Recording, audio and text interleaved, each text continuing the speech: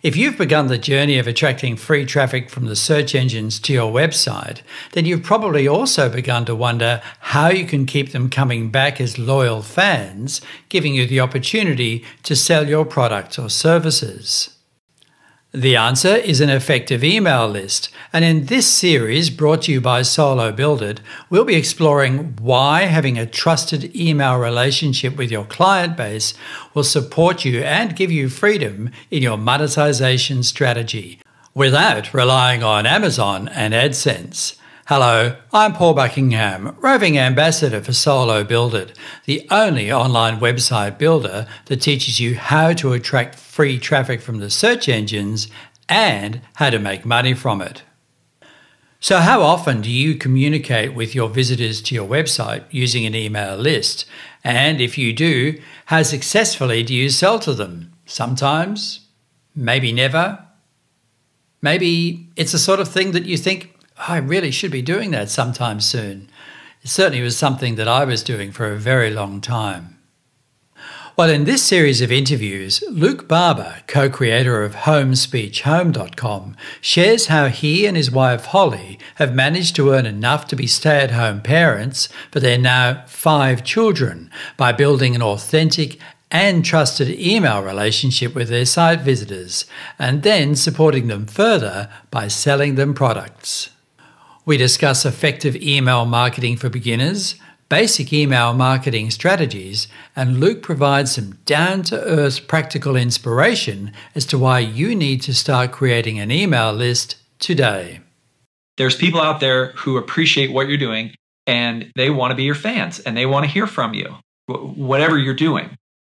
And so when you're starting early, whether you have a product or not, getting your email list and having a good solid email list of people who consistently open and read your emails is what has kept me in business for 5 years.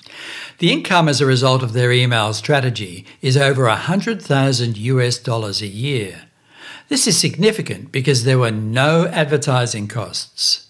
All the sales came from their own email list. And that email list was fed by thousands of visitors to their site with completely free traffic supported by the Solo Build It education process. Home Speech Home is a website packed full of resources, all of them the apps and the digital product created by Holly and Luke.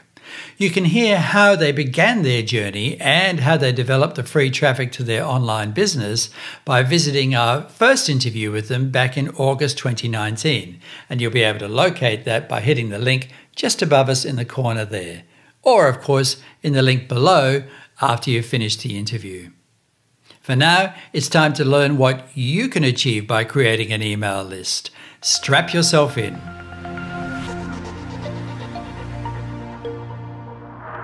The emails are all I do for advertising. I'll just start with that. So the only advertising I ever do is with my email list and to my email list.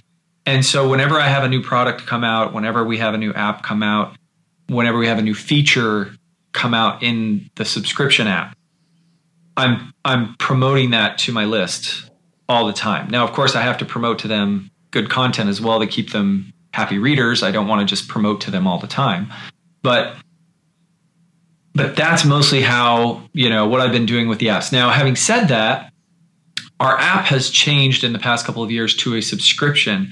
And so we have our own ways to make pop-ups come up in the app when we do updates and things.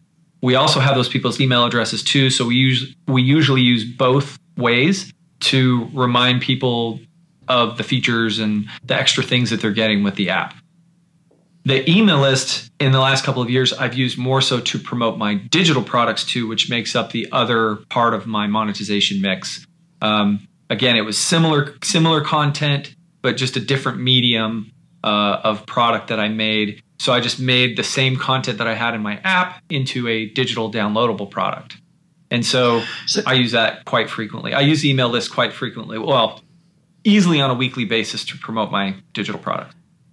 Right. So basically what you're talking about then is a model where you're getting organic or free traffic from the search engines, Google and the other search engines, But you've been following the Solo Build It action guide, which really supports you to build a CTPM process, being content, which then leads to traffic, which then leads to the opportunity to pre-sell all the products that you might have.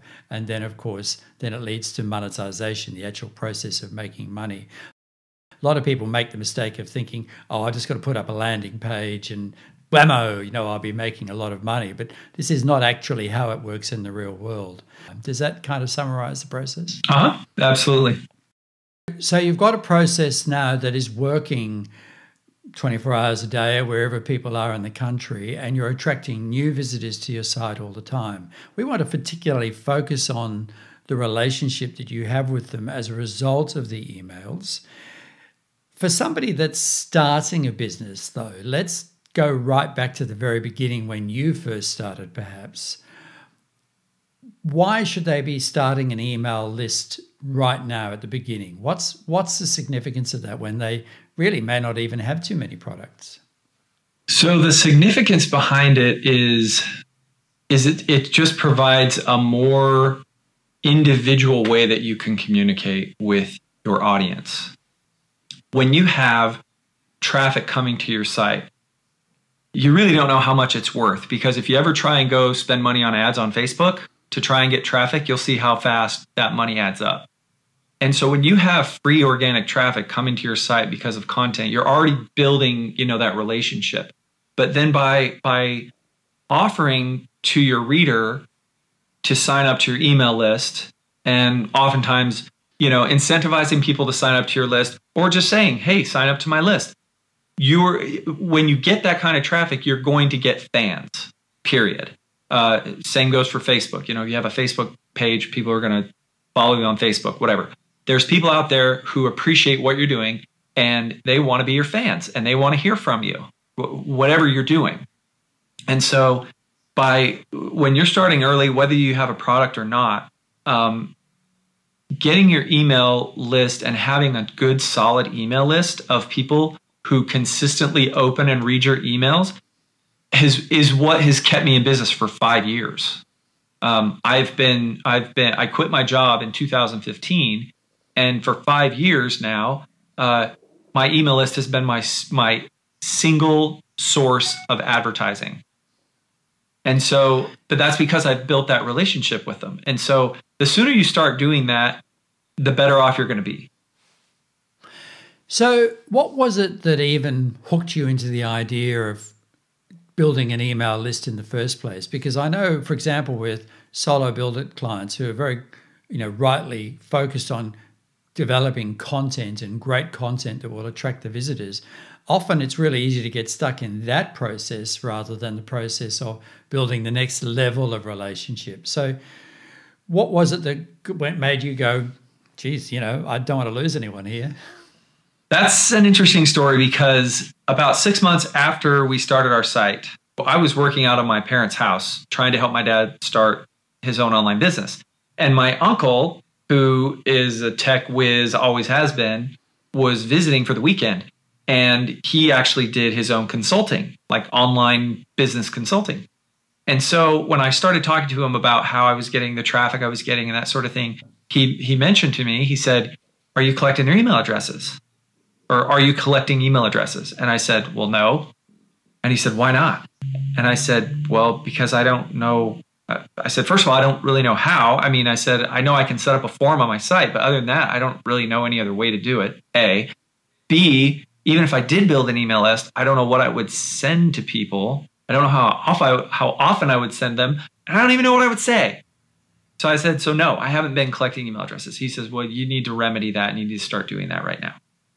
So when you first started collecting them, what method did you use? For somebody that's watching this that is part of the Solo Build It group and uses that system for building emails, there is an inbuilt system. It's not as advanced as some of the really sophisticated external systems, but it's a great start. How did you start? I actually started in 2012, I think, with MailChimp. And I think most people who are building a list, most start with MailChimp. They've got a pretty big reach. as far as, with ads and with content, and they're kind of all over the place. And that was a great start for me personally.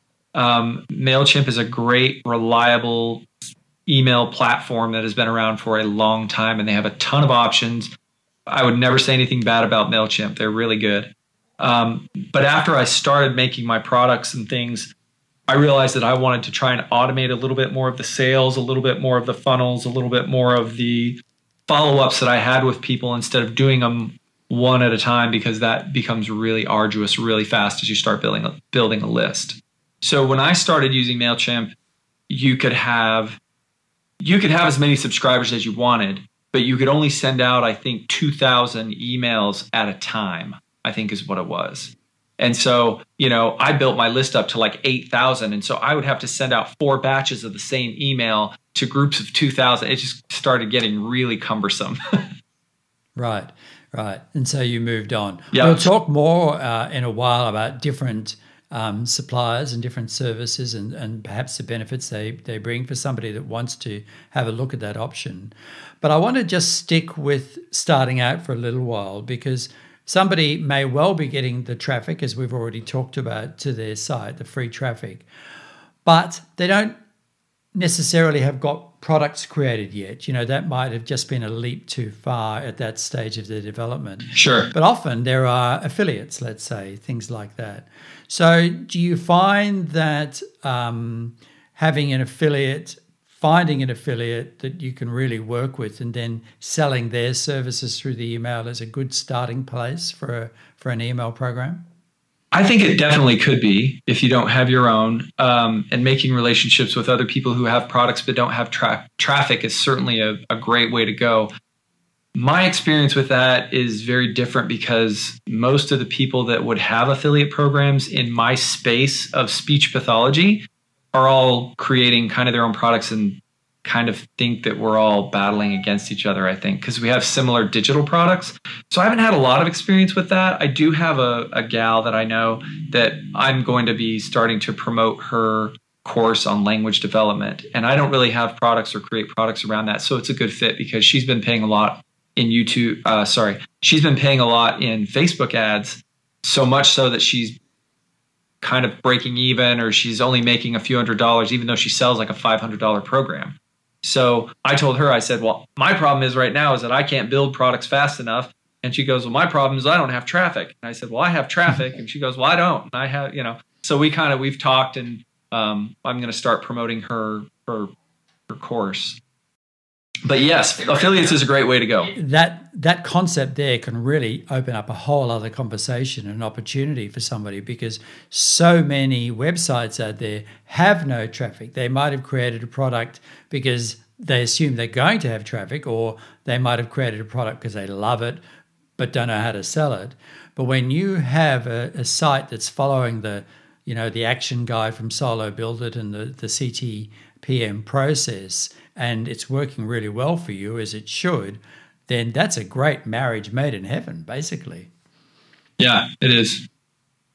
As long as it's stuff that you would promote anyway, right? It has to be things, I don't suggest, there's some people out there who will do affiliate things just to make money, but people are very smart, and people will know when you're just promoting something just to promote it, just to make money, versus if you're promoting it because you actually like it. Now, you always have haters, right? There's always going to be people who are like, oh, you're just promoting this to make money, and you know what? Those are people who probably wouldn't buy from you anyway, so it doesn't matter. But, if I was to give you any advice on affiliates, that's what it would be, is only work with people that you like, who they have a good mission and they have a good product, that they're going to be able to support, and that they're not just doing it for money. I mean, obviously money is important. It helps us keep going with our businesses and expenses and things. But, I think you'll know the type. You'll know somebody who's just trying to make money and somebody who's actually cares about what they're selling. And with that, this is the end of the first segment in the series.